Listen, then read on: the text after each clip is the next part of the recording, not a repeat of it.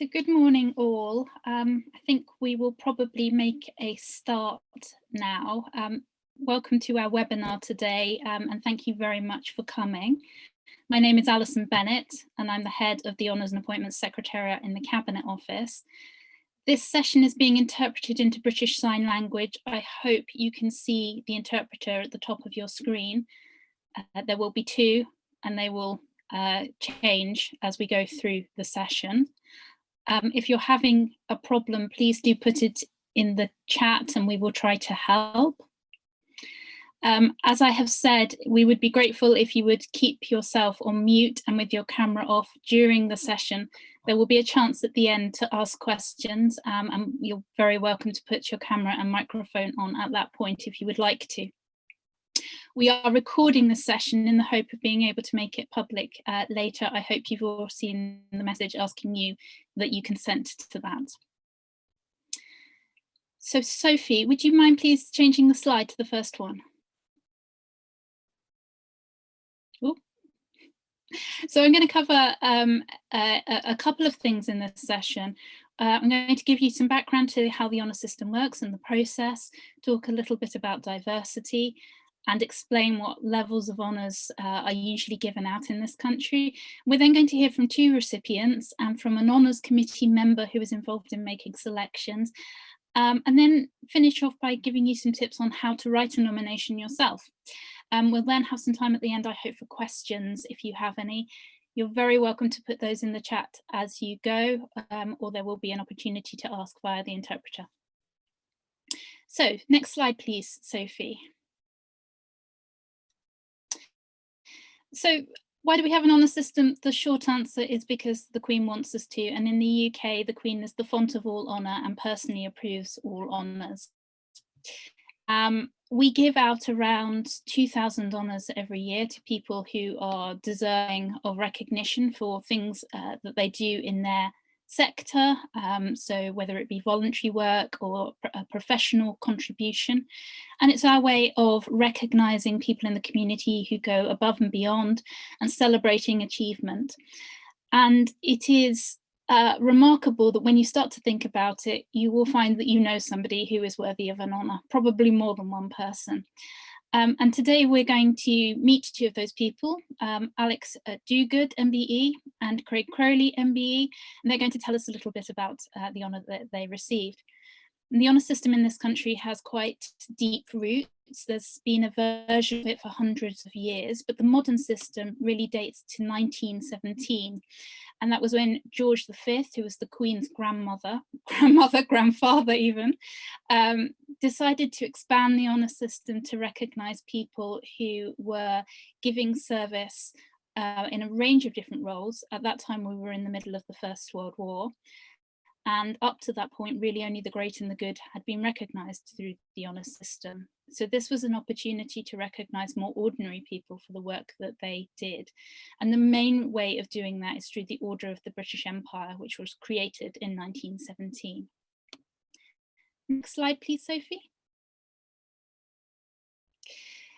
So the main thing that people always think about the honour system is that the selections are made by prime ministers, and they're not.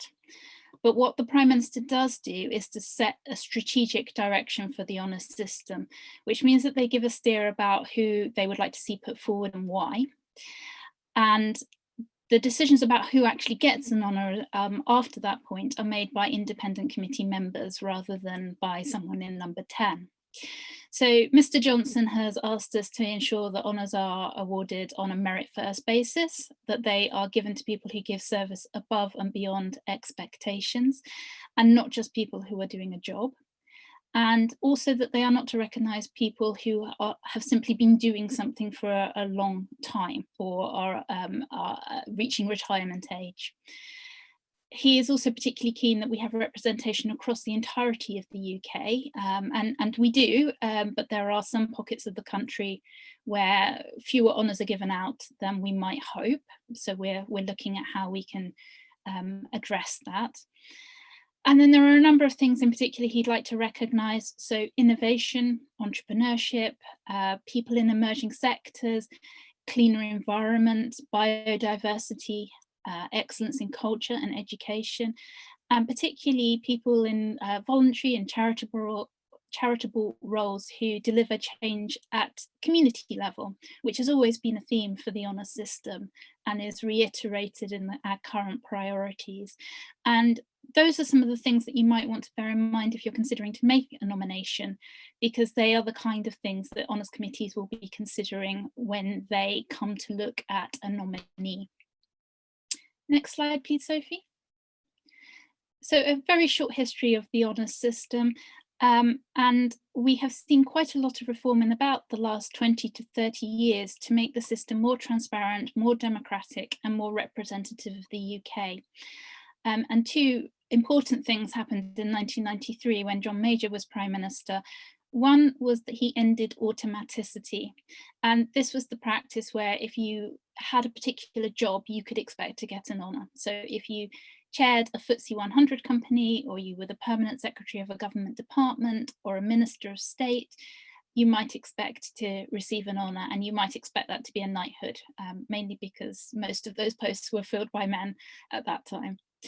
And the other very important thing that John Major did was to introduce a process for the public to make nominations. There hadn't been a formal process up to that point, and his introduction of it marked the first time that we did it in any kind of organised way. And we now get around 3,000 nominations a year from the public. Next slide, please. Under Tony Blair, there were two really big reviews of the honours system, which led in 2005 to some major reforms.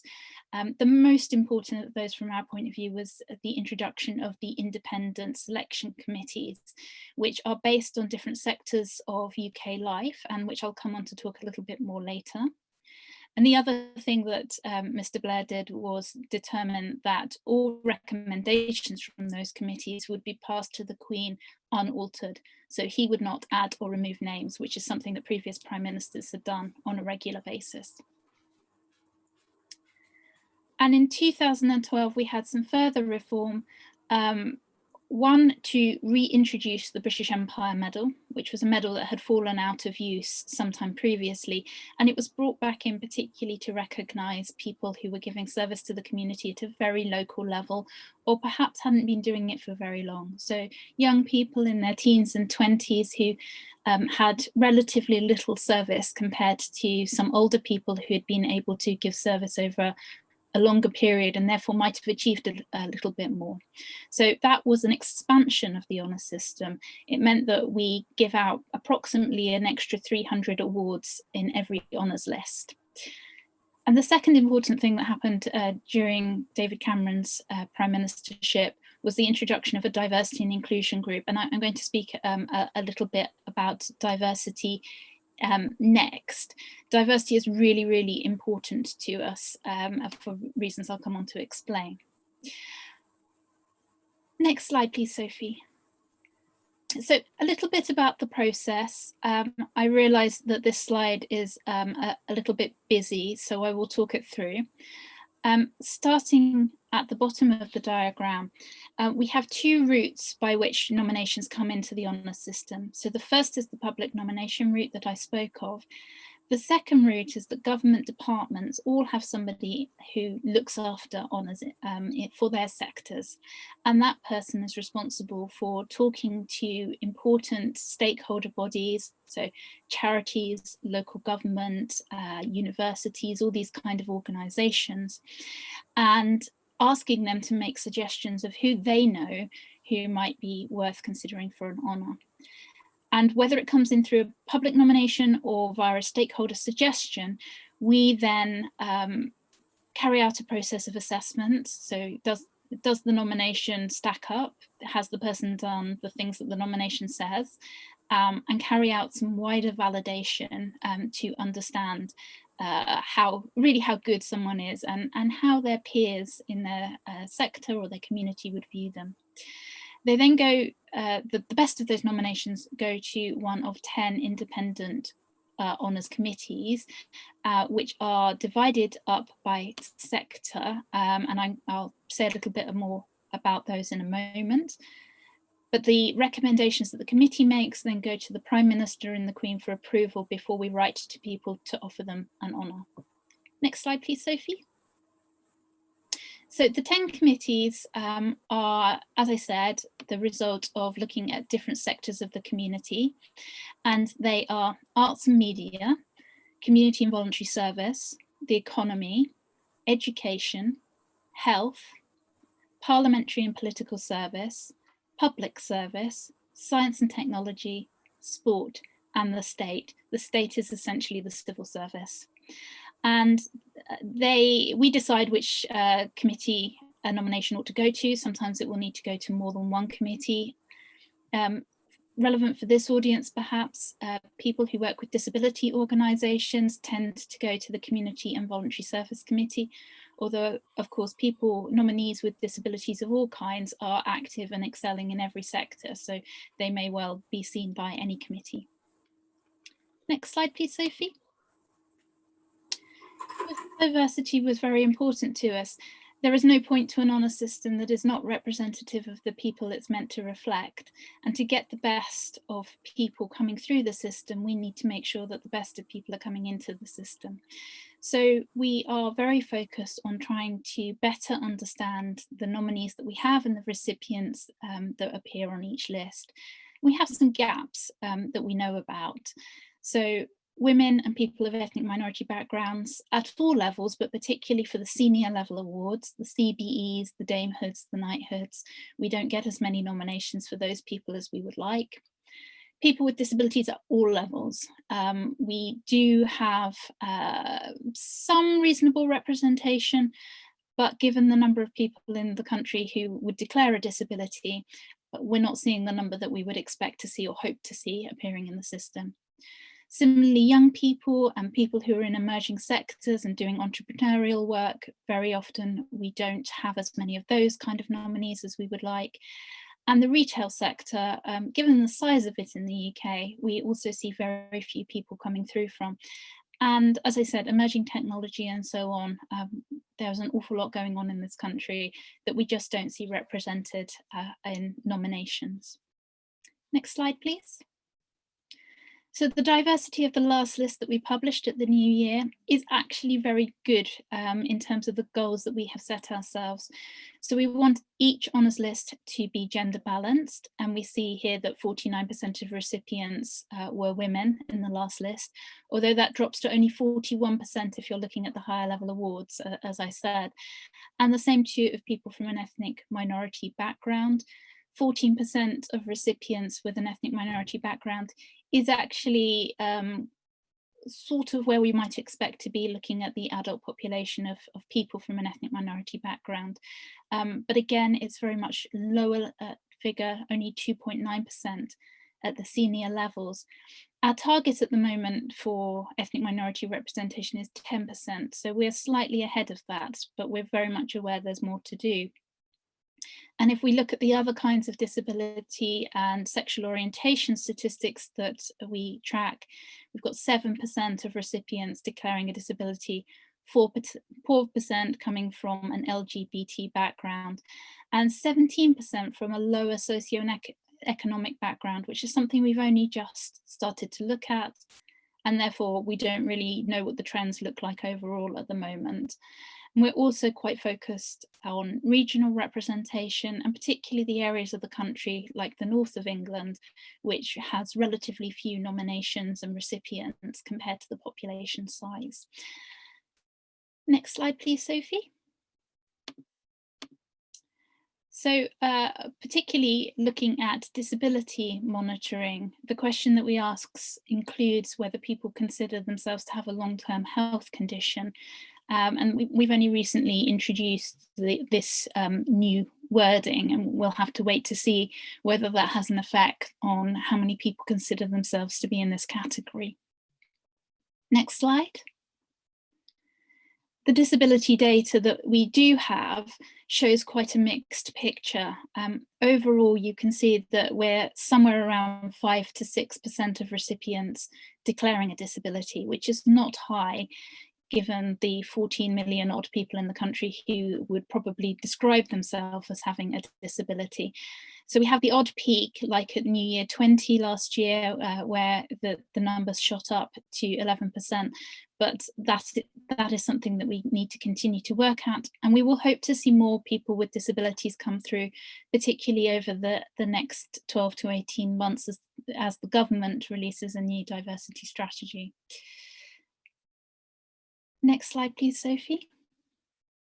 So we'd like this to be an interactive session, and we would like to ask you, please, to think a little bit about how the honour system recognises different types of contribution. So what I'm going to do is talk about the different levels of award, and then ask you to guess what level of award you think somebody should receive from the description. We're going to be doing this via a poll. If you can't see the poll on the screen, please do put your suggestion in the chat box if you'd like to. So before we do that, I'm just going to explain a little bit about the different levels of award. So starting at the top, the highest level of award is a damehood or a knighthood. And the way we decide on the scale of contribution for different levels of award is essentially based on somebody's impact over a geographic area. So for a damehood or a knighthood, you're looking for a preeminent contribution at national or even international level, something that other people would recognise as a leading contribution that has significant impact and shows a sustained contribution by the individual. Next slide, please. At CBE, it's a national role of a lesser degree, so it might be a very strong leading regional role, or it might cover the entirety of one of the nations of the UK. Next slide. At OBE, we're looking at a regional or very strong county-wide role in any field. And again, very similarly, we're looking for service to the community and a deep impact over a sustained period. Next, please. An MBE is the award we give out the most frequently, up to 500 per honours list, and it's very much focused on service to a community, whether that is in a voluntary or charitable capacity or a professional one. And again, we're looking for some sustained contribution, but at a more limited level. And then finally, the British Empire Medal. As I said, this is meant to be a very hands-on contribution. So it will be very locally focused, perhaps on a particular institution, a school or a town hall or a church, or perhaps is quite a niche subject area where somebody has identified a gap perhaps and sought to fill it. So I'm now going to ask you to guess the honour, and I'm going to read the description out. So number one, for over 25 years, he has volunteered, sorry, I've just, the polls come up over the words. For over 25 years, he has volunteered as a reading champion at a local primary school. He also manages the school library and many school events.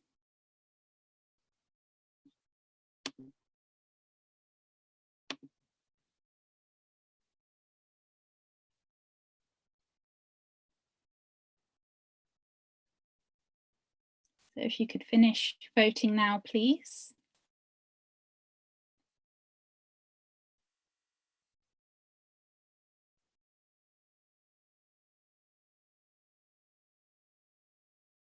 Sophie, are we able to see the results on the screen?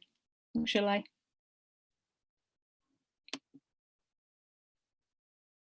Oh, it's saying you have to do the whole thing rather than at one at a time. I'm sorry.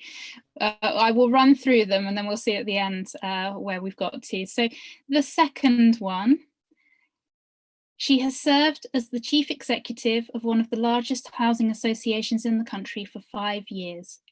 Before this, she led a prominent cancer charity and conducted an independent review for the government into cancer provision nationwide. She has held high-profile national posts for the past 40 years.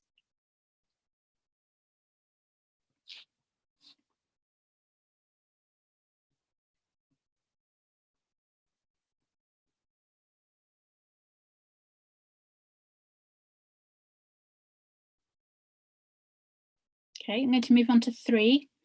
Number 3, he is chair of the local Sea Cadets, a voluntary post held for over a decade. He tripled the number of cadets and has raised over £10,000 for a local homelessness charity through fun days at the Sea Cadet premises.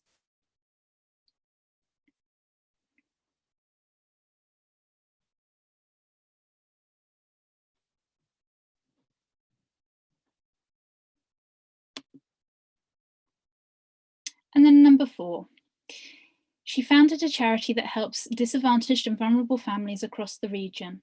She is chair of the North West Voluntary Action Group and works with local schools to make sure all children in the area have access to the resources they need. She is a mentor and serves as trustee to 2 local charities.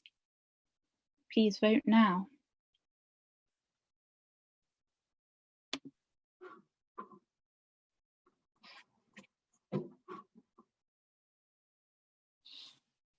Sorry to interrupt. I'm just, my name's Claire. I'm just here from the RNID. I just want to ask if it's possible to pause when the interpreters are changing over, just so people have time to actually repin them. Yes, I'm sorry. Yes, I can do that. Thank you.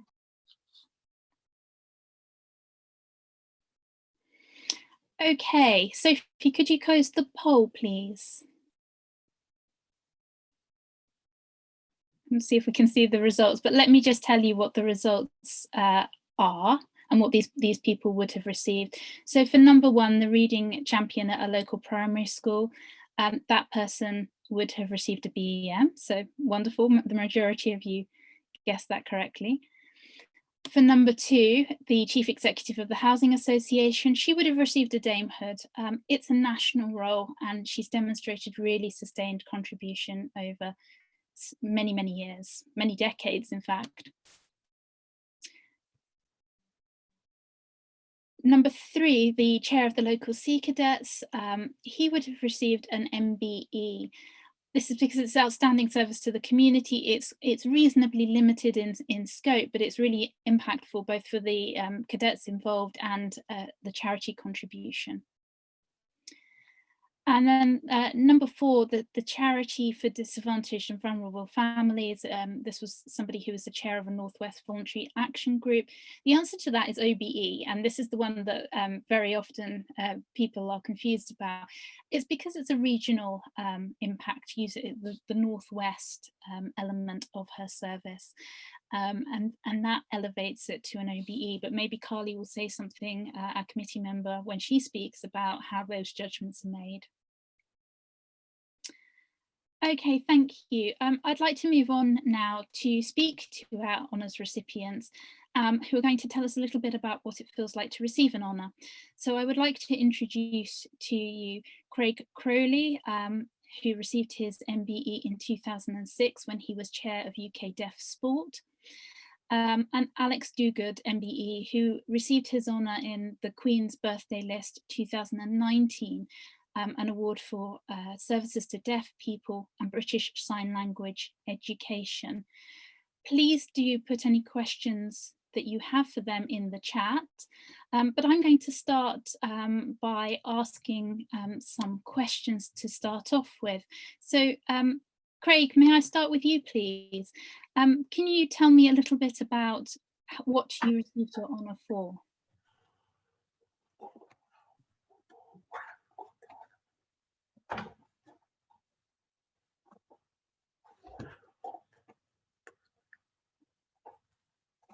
I don't know if he's seeing me.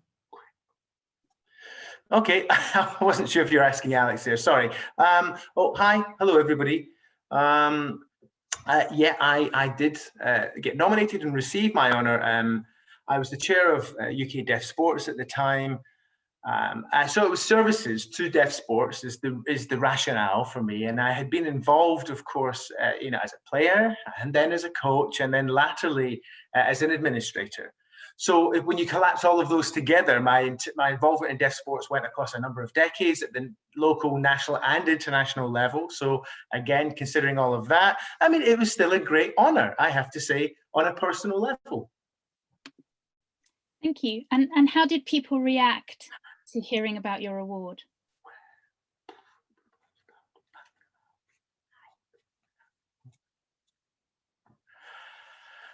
Right. Yeah. Well, listen. Normally,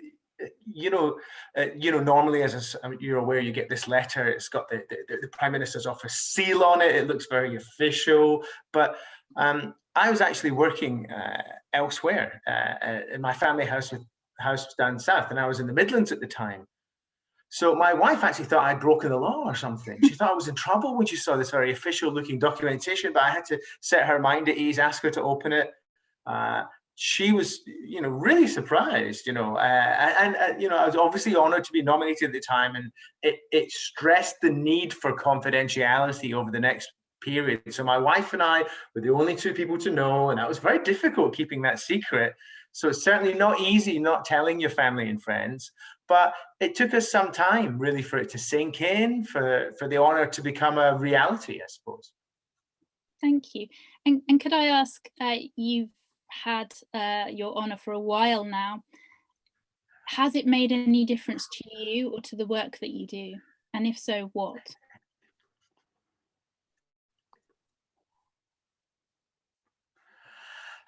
I think the most important thing is that, first of all, the honor makes an impact on you. And it is personal, but you've got to always think of the people around you, the people that you've worked with to get to that point. So I think if you have that team mentality, that team approach to receiving your honor, and you think of it more as a shared honor rather than something personal. Yes, me and my family went to the palace. Yes, I've got the medal. But I think if your mentality is everybody who contributes to that situation. So since receiving then, I would say that the honor really belongs to UK Deaf Sports and all the people who are involved in deaf sports. And it's almost my way of thanking them for their contribution. Okay, I'm a leader and I'm part of it and all those things, but I really felt like it was teamwork that achieved this recognition. Thank you. And do you have a view on whether people should make nominations? Is it something that you yourself would advocate? Oh, yes, 100%. Absolutely. And without a doubt, I would say that because, we, very simply put, have a huge number of deaf and hard of hearing individuals out there that are doing amazing things. And what is important is that we nominate as much as we can, recognize as much as we can of this work that's being done, give it its due honor. I think it's actually a great pity that we haven't been doing that up to this point. So I'm hoping that an event like this will really be an enabler and a game changer to encourage and make sure that people do. But I wouldn't have got my reward if I hadn't been nominated, and I still don't know who nominated me to this day. And that's a good thing. That's a good thing because it means that there are deaf people out there, the community out there, hopefully we'll all nominate, and because of us, people will receive the recognition that they deserve. We know that we make significant differences to the lives of deaf and hard of hearing people all over the country, and it needs recognized. Thank you, and we entirely agree. Thank you so much. Alex, may I ask you some questions now? And similarly, you received your award quite recently, so it's probably quite fresh in your mind. How did you feel on receiving, a letter from us? I assume it was a letter. How did I feel? Well, I felt the same as Craig has just described when I got the letter. And how did you also? I'm sorry, can I just interrupt here? I can't see Alex's hands. I need to ask him if he could move his hands up. I don't know if he can see me.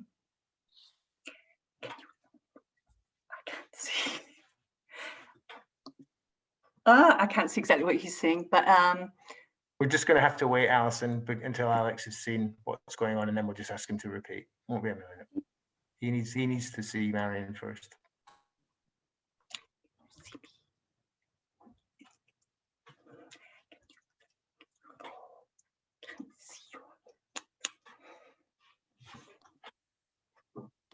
I'm just going to move back a little bit from the camera so that you can see my hands.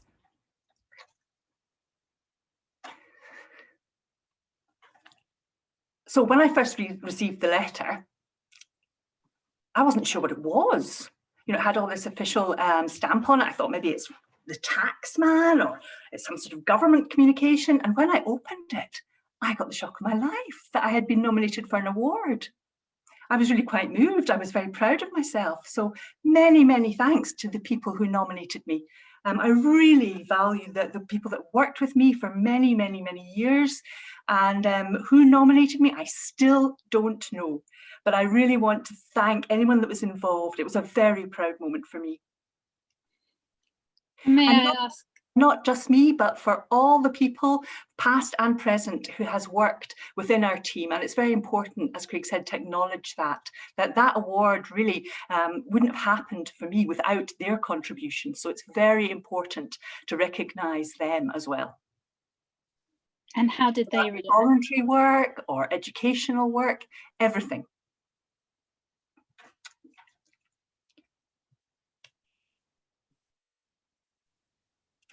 Have you got more questions for me, Alison?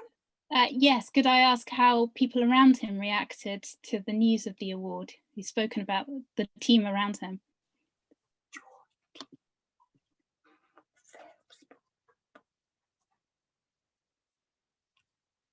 Well, when I first got the letter, I was told, of course, it had to be held in confidence. So that was quite a dilemma. I mean, obviously my wife knew, and she was very, very proud of me. She's sitting next to me here today. And then with my family, they were very proud of me as well, which was lovely. And then within work, at that time I was working in ITV, and it was actually them who nominated me. So again, you know, congratulations to them, and the award is as much for them as well, but it was really fantastic. You know, because I've worked for over 30 to 40 years with the deaf community in a whole variety of different areas. So really the deaf community was very, very important to me, particularly the deaf community in South Tyneside. And in terms of sign language teaching, I have to thank the people who worked with me to improve my skills up to date to enable me to teach others. I have both done teaching and assessment. I've marked exams, and that team was also very, very proud of my achievement. And and as I said, I worked in ITV for over 25 years. I'm still working there. I support the young members of staff in the team who work in ITV, you know, who appear on the television screen as in-vision presenters. So really, it was a real honour, and all the people around me acknowledged that. And my work colleagues at ITV, you know, we translate from English to BSL for the television station, and every day, 6 or 7 days a week, we are working constantly producing British Sign Language content, and that's been going on for quite a long time. And it's wonderful that the support that is given to us working at ITV. I can't appreciate that enough. And thinking about the deaf community, I have campaigned and fought tirelessly for better services for the community. And I've worked with the BDA as well. And they supported me to try and get better social work services for deaf people, which we finally did achieve. We collected a great deal of funds in order to pay for a new deaf club in the area. And I worked with the committee so the deaf club could become a charity. And that work went on for many, many years. Over 30 years, it has been administered as an independent organisation. And everybody involved in that is deaf. And hearing people are not barred from being involved, but the committee are all members of the deaf community. And we've had to learn how to work independently to establish the Deaf Club and make sure that it's there for the deaf community members. So it's been a marvellous piece of work. But unfortunately, last year, when we saw the pandemic start and COVID-19 was in the community, unfortunately, the Deaf Club has had to close, but we're hoping it will be able to reopen soon. So I'm very proud of the people that I work with, just as they are proud of me. And I wish that I could award all of them as well. I also went to the Queen's Garden party, which was a wonderful experience. I was invited to go. And South Tyneside Council also gave me a Lifetime Achievement Award. I was nominated and I won it. And then ITV, the TV company, for a Lifetime Achievement Award as well, for working regularly in both educating the young staff and helping them to develop their careers, as well as producing BSL content myself. And then, of course, I got the MBE last year. So it was a moment of great pride for me. Wonderful. And I just love working to contribute towards the deaf community, to the BSL using community. It's very, very important to encourage a sense of confidence within the community. So really, that's my answer to your question. Thank you so much. And I think that just underlines how important it is to recognise people for the extraordinary lengths they go to support other people. So thank you so much for that explanation. I'm going to move on now to ask our committee member, Carly Jones, to give a view on her work as a member of our Community and Voluntary Services Committee. She received an MBE herself in 2018 for services to people with autism. So hello, Carly. Tell us a little bit about being a committee member. What do you enjoy about it? Well, I enjoy absolutely everything about it, and just this afternoon here from Craig and Alex, and you kind of sit here, and because we often go through many nominations, just to be able to hear how that affects someone personally and also the community they serve is just wonderful, absolutely wonderful. So yes, I sit on the CVS, the Community and Voluntary Services Committee, as one of the members. There are 9 of us in our committee, and twice a year we're given a very large booklet of hundreds of nominations for honours that we vote on. Sometimes we all agree, and when we all agree, the person who's going to receive an honour is written to, and they're contacted to ask if they would like to accept that honour. Sometimes we don't all agree, and normally when we find that we have disagreements, it's not normally about the work that's been produced, it's more about the timing of that honour. It could be about the level which we kind of practiced in the game, and I've been a committee member for a few years now, and I don't think I got all of those questions right on the poll myself, so it can be quite subjective, so we have to work as a team to make sure that we're hitting the right balance there. Unfortunately, not all nominations are successful, and often, sadly, that can come down to the fact that we need a stronger nomination sent in. We need more information. We really need to be able to see the impact within that nomination, and that's vitally important if you're considering to make a nomination for somebody. Really demonstrate the impact that person has made for other people. Who can be a committee member? That's probably something we should talk about. So committee member positions are open to anyone to apply for. You do have to demonstrate that you have experience / expertise in the committee that you're hoping to work on. So for me, being at Community and Voluntary Services, I did voluntary work for about 10 years to do with autism, because I'm autistic myself and also have autistic daughters. So I could kind of use that transitional skill to be able to kind of seek out further nominees. So yeah, there's that to that. Should I perhaps, Alison, talk about how we decide who's awarded? Carly, we're just going to swap interpreters. Okay.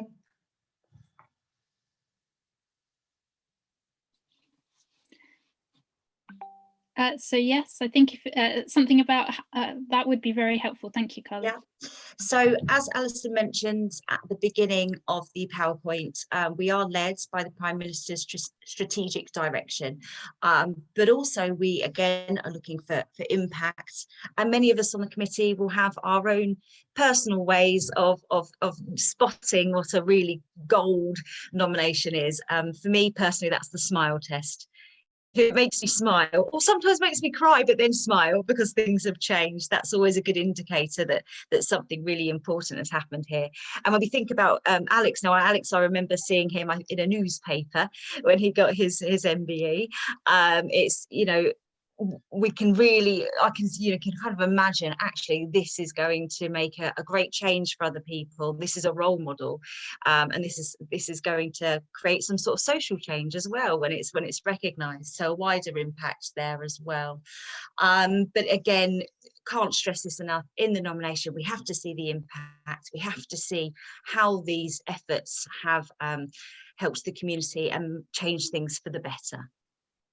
Thank you so much, Carly. I'm conscious of time and leaving a space for questions. So I'm going to move on now and ask Sophie to move to the next slide, which I will talk through briefly, but we will make the slides available afterwards so that people can look at them in more depth later on. So who can be considered for an honour? Anyone at all. It's open to everyone and anyone can make a nomination. You can't nominate yourself, but otherwise there are no limits.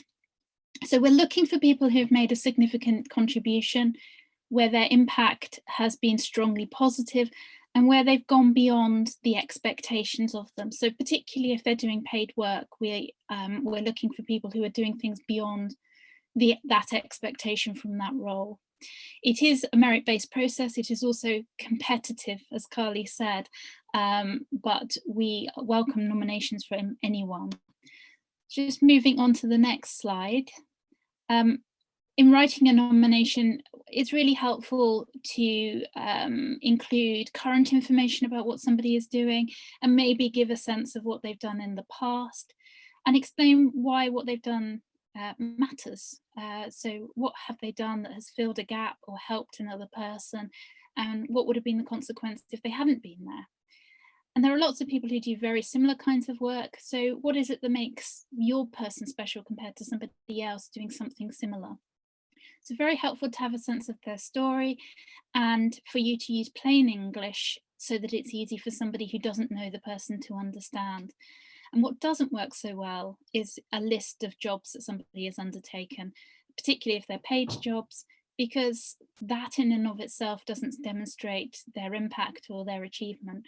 We need to understand what they have done with the space and the roles that they've had that has really made a difference to other people.